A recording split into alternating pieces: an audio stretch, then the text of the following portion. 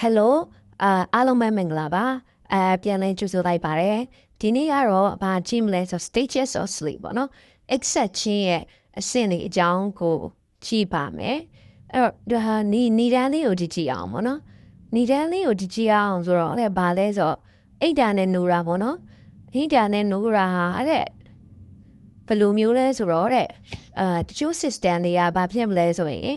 တချို့အာယုံကြောပေါ့နော် neural system တွေက active ဖြစ်ပြီးရဲ့အချိန်တချို့ system တွေက turn off ဖြစ်နေတာပေါ့နော်အဲ့လိုအခြေတွေမှာဘာဖြစ်လဲဆိုတော့အိတ်တာနဲ့နိုးတာဖြစ်တယ်ပေါ့နော်အဲ့ဒါကိုပြောတာ1950လောက်ထိပေါ့နော်1950လောက်ထိပေါ့နော်ဇီဝကမ္မဖြစ်စဉ်အရာပေါ့နော်အိတ်တာကိုတဲ့ဘယ်လိုပဲယူထားတယ်ဆိုတော့ passive process ပေါ့နော်passive ဆိုတော့ဘာမှဟိုမဟုတ်ဘူးပေါ့နော်ဒီတိုင်းပဲ passive အနေနဲ့ပဲသူတို့ယူဆထားတယ်အဓိကအဖြစ် restorative ပေါ့နော်ပြန်ပြီးတော့ restore ပေါ့နော်ခန္ဓာကိုယ်ပြန်ပြီးတော့အားပြန်ဖြည့်တာသဘောမျိုး restore လုပ်ဖို့လားဆိုပြီးပဲပြောခဲ့သင်တွေးကြပေါ့နော်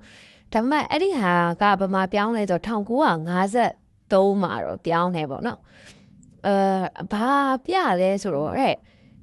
EEG ပေါ့နော်ဟိုတနေ့ကပြောတဲ့ EEG recording အေးရမှာဆိုဘာဖြစ်လဲဆိုတော့တဲ့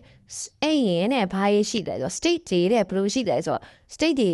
different state တွေရှိတယ်ဆိုပြီးတော့ပြရပေါ့နော်အဲ့ over the first hour after retiring ပေါ့နော်သူကဘာပြောချင်တာလဲဆိုတော့ဒီမှာအိတ်တာလို့တော့မပြော retiring နားတာလို့ပြောတယ်ပေါ့နော်အဲ့တော့နားဆက်စားခြင်းပေါ့နော်ပထမအိတ်ရတဲ့ဝင်ပြီးပထမဆုံးတနာကြီးပေါ့နော်အဲ့တနာကြီးကြော်ပြီးွားတဲ့အချိန်မှာဘာဖြစ်သွားလဲဆိုရင်တဲ့ဒီမှာကြည့်ရ human descends into a successive state of sleep နော်အဲ့တော့ဒီအိတ်တဲ့အဆင့်လေးစီရောက်သွားတယ်တဲ့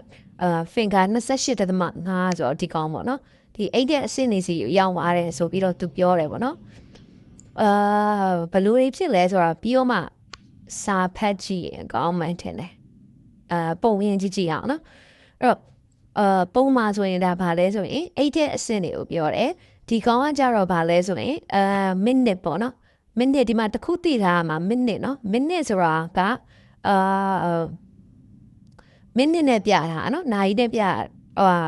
နာရီနဲ့ပြတာမဟုတ်အဲ့တော့ဘာဖြစ်နေလဲဆိုရင်ဒီမှာကြည့်အောင်နော် first hour of sleep in human ပေါ့နော်ဒီမှာသူပြောရတဲ့အတိုင်းပဲလူပထမဆုံးအိတ်တဲ့တနာဟီကို through ဘာလုပ်ထားလဲဆိုရင်တိုင်းထားပေါ့နော်တိုင်းထားရဆိုတော့ the waking state with eye open ပေါ့နော်အဲ့တော့မျက်လုံးပွင့်နေသေးတယ်ဆိုရင်ဒီမှာဆိုရင် brain EEG pattern ဘယ်လိုပြောလဲဆိုရင် high frequency ပေါ့နော် frequency ဒီလိုတွန်းတာလေးတွေဘာဖြစ်လဲဆိုရင်တွန်းတာတွေများတယ်ပေါ့နော်ဒါပေမဲ့ low amplitude ဆိုတာဘာလဲဆိုတော့ဒီတွန်းတဲ့ဒီလိုတွန်းတဲ့အမြင့်ပေါ့နော်အမြင့်ကတော့ဘာဖြစ်လဲဆိုရင်စိတ်တယ်ပေါ့နော်အဲ့တော့ဒီမှာလည်းသူရေးထားပါတယ်ဒီမှာလည်းပုံလည်းသူပြထားတယ်ပေါ့နော်ပုံမှာလည်းသူတို့ပြထားလဲဆိုတော့ဒီမှာအတွန့်လေးများပြီးတော့အတွန့်လေးခက်သေးနဲ့ခက်စိတ်လေးတွေအဲ့လိုလေးဖြစ်နေရပေါ့နော်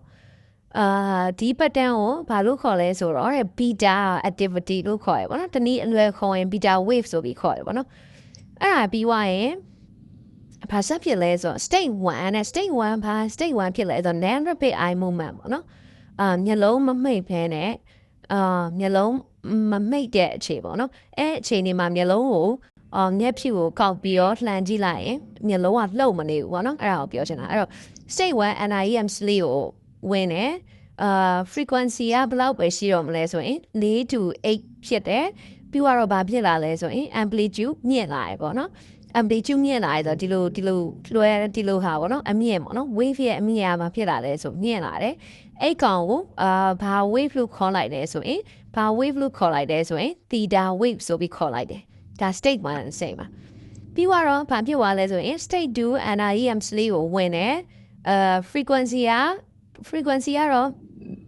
ပထမဘယ်လိုပြောရမလဲဆိုပထမဦးဆုံးအဝိတ်မှာ frequency များတယ်ပြီးတော့ဘယ်လိုဖြစ်သွားလဲဆိုရင် frequency ကို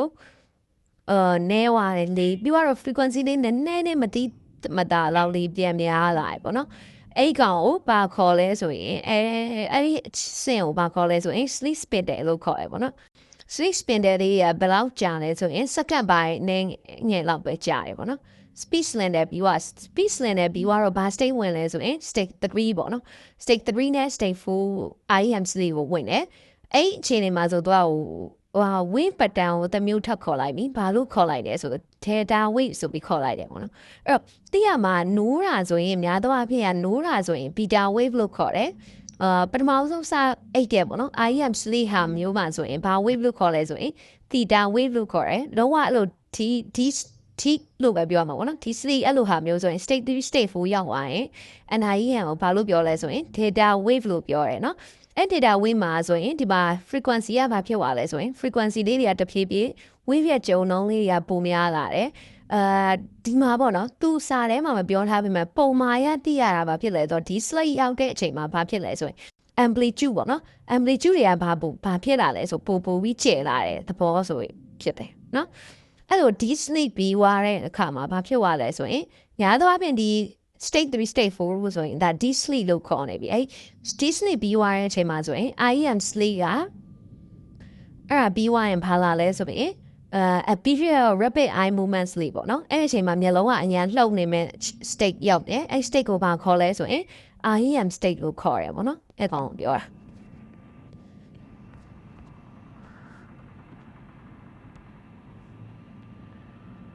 IEM state လို့ခေါ်တယ်အဲ့တော့ IEM မှာဆိုရင်ဘာဖြစ်လဲဆိုရင် low voltage high frequency တနည်းပြောရင် low voltage ဆိုတာများသောအားဖြင့်ကတော့ amplitude ကိုတိုင်းတာများတယ်သူကဘာဖြစ်လဲဆိုတော့ amplitude နှိမ့်နေပေါ့နော် high frequency ပဲအဲ့တော့ဘာနဲ့သွားတူမလဲဆိုရင်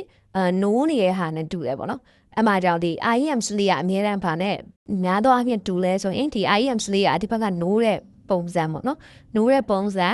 ဘာ wave လဲဆိုရင် delta wave နဲ့ပေါ့နော်ဟုတ်တယ်နိုးတာက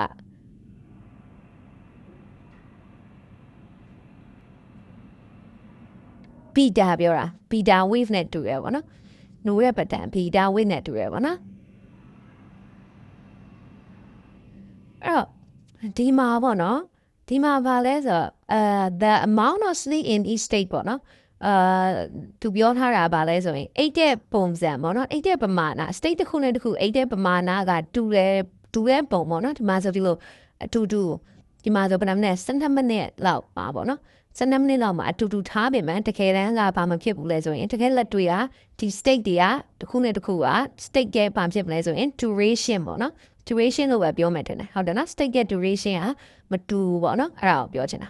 အဲ့တော့ဒါပြောပြီးတော့ဒီအပေါ်ကစာလေးကိုဖတ်ကြည့်အောင်ပေါ့နော်အဲ့တော့ဒီကောင်လေးကိုအပေါ်ကပြန်ဆက်ကြည့်ရင် initially drowsy နဲ့ပေါ့နော်အင်္ဂိုက်တယ်လို့ဖြစ်နေတာပေါ့နော်အင်္ဂိုက်တယ်လို့ဖြစ်နေတယ်ပေါ့နော်ပထမဆုံးဟာမှာ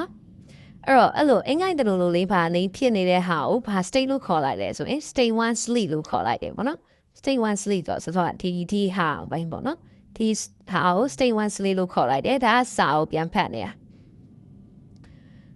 ပြီးတော့ light state 2 sleep ကိုဝင်နေပေါ့နော်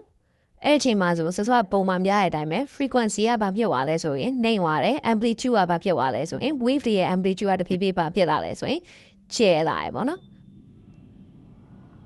အဲ့လိုအခြေအနေမှာဆိုရင်ဒါမှအဲ့ဂျားထဲမှာပေါ့နော်အဲ့လိုစက်ကြားမကြားလေးပေါ့နော် state 2စက်ကြားမကြားလေးမှာဘာပြန်တက်လဲဆိုတော့ frequency ပြန်တက်တဲ့ဟာလေး wave လေးလည်းတက်တယ်ပေါ့နော်အဲ့ကြောင့်မို့သူကထူးခြားချက်ပေါ့နော်အဲ့လေးကိုဘာလို့ခေါ်လိုက်လဲဆို sleep spindle လို့ခေါ်လိုက်တယ်အဲ့ကြောင့်သူကဒီမှာဆက်ပြောထားရပေါ့နော် sleep spindle ဆိုတာတဲ့ဘာလဲဆို periodic burst ပေါ့နော်တစ်စက္ကန့်နဲ့20စက္ကန့်လောက်ပဲကြာတယ်သူကစောက state 2ပေါ့နော် state 2ကအမှန်တကယ်ဆိုရင်ဘာဖြစ်ရမလဲဆိုရင်စောပြောသလို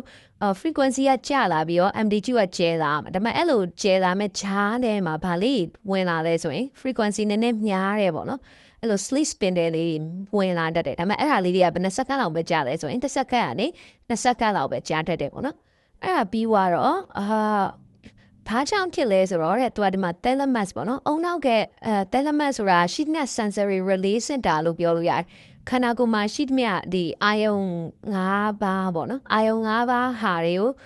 အုံနောက်နဲ့ချိတ်ပေးမဲ့ဟာပေါ့နော်ဒီအာယုံ5ပါးအာယုံခန္ဓာမျက်လုံးတို့နားတို့ကအာယုံ sensory information တွေကိုဘာနဲ့ချိတ်ပေးမှလဲဆိုအုံနောက်ကနေပြီးအုံနောက်တစ်ခုလုံးပြတ်မို့ဘယ်ကနေများသောအားဖြင့်ပေါ့နော်ဘယ်ကနေသွားလဲဆိုဒီ thalamus ဆိုတဲ့နေရာသွားရပေါ့နော်အဲ့တော့ဒီ thalamus နဲ့ cortical neuron ဆိုတာကြတော့ thalamus ကနေဖြတ်ပြီးသွားရင်အုံနောက်ကအဓိကcontext လို့ခေါ်ရပေါ့နော် အုံနောက်ရဲ့ cortex အပိုင်းတွေကိုတွားတာပေါ့နော်ဟာမာလို့ပြောထားတယ်အဲ့တော့state 3ကိုကြည့်ရအောင်ပေါ့နော် state 3ရာကြတော့တဲ့ဘာလို့ခေါ်လဲဆို moderate နဲ့ deep sleep အချိန်လို့ပြောတယ်ပေါ့နော်အဲ့တော့စောပြောတဲ့ spindle လေးဘာဖြစ်သွားလဲဆိုကြာသွားတယ်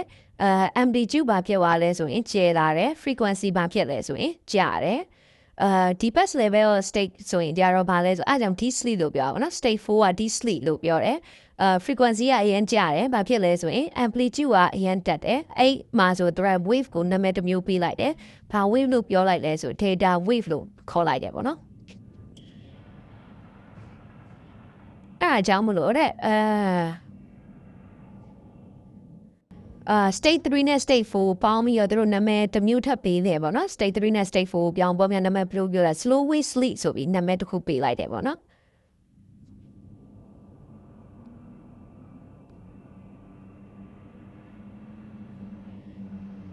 နောက်တစ်ခုက data wave ကိုဒီလိုအိတ်တာအပြင်ကိုဘယ်လိုမျိုးလဲဆိုရင် cortical neuron တွေမှာelectrical activity တွေ synchronize ပေါ့နော် synchronize ဆိုတာအတူတူစီချက်နေဖြစ်နေတဲ့အချိန်မှာဆိုလဲဒီလို data wave တွေဟိုပေါ်ရဲဆိုပြီးတော့သူကအဲ့လိုသဘောမျိုးပြောရဲပေါ့နော်အဲ့တော့the entire sequence from drowsy နဲ့ပေါ့နော်ဒီနေ့ guide ချင်တယ်ဖြစ်တဲ့ state 1ကနေပြီးတော့ state 4ထိကိုဘယ်နှစ်နာရီလောက်ကြာတယ်ဆိုရင်တစ်နာရီလောက်ကြာရပေါ့နော်အဲ့တော့ဒီတစ်ကနေပြီးတော့စစောပြောလို့ပေါ့နော်ဒီ sleep state